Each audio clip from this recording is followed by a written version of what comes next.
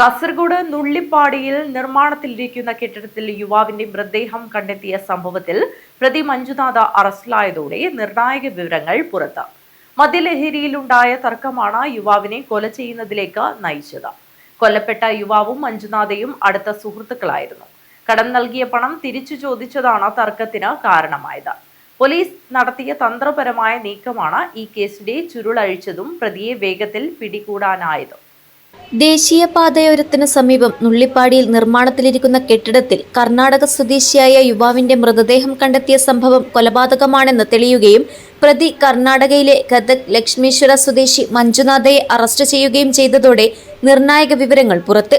മദ്യലഹരിയിലുണ്ടായ തർക്കമാണ് യുവാവിനെ കൊല ചെയ്യുന്നതിലേക്ക് നയിച്ചത്. കൊല്ലപ്പെട്ട യുവാവും മഞ്ജുനാഥയും അടുത്ത സുഹൃത്തുക്കളായിരുന്നുവെന്നും കടം നൽകിയ പണം തിരിച്ചു ചോദിച്ചതാണ് തർക്കത്തിന് കാരണമായതെന്നും പോലീസ് അന്വേഷണത്തിൽ വ്യക്തമായിട്ടുണ്ട്.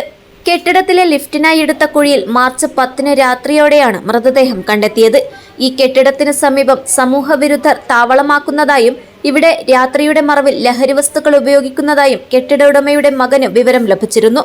ഇതേ തുടർന്ന് മിക്ക ദിവസങ്ങളിലും ഇയാൾ രാത്രി എത്തി പരിശോധിക്കുമായിരുന്നു. അങ്ങനെയുള്ള പരിശോധനയ്ക്കായി എത്തിയപ്പോഴാണ് മൃതദേഹം കണ്ടെത്തിയത്.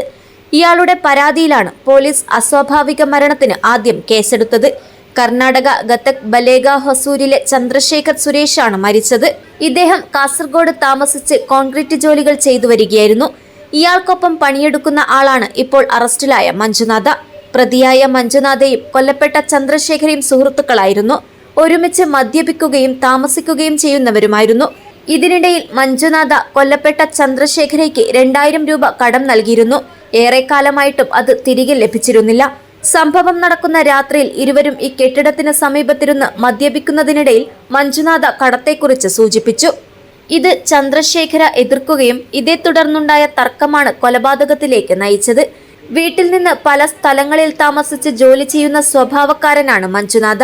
അതുകൊണ്ട് തന്നെ ഇയാളെ പിടിക്കുക പോലീസിന് നല്ല പണിയായിരുന്നു.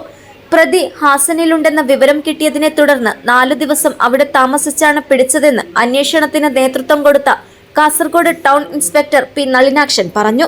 ബദിയടുക്ക പോലീസ് സ്റ്റേഷനിലെ ASI പ്രസാദ്, കാസർഗോഡ് ടൗൺ സ്റ്റേഷനിലെ രതീഷ്, ശ്രീരാജ് എന്നിവരാണ് അറസ്റ്റ് ചെയ്ത സംഘത്തിലുണ്ടായിരുന്നത്. News bureau, Kasaragod.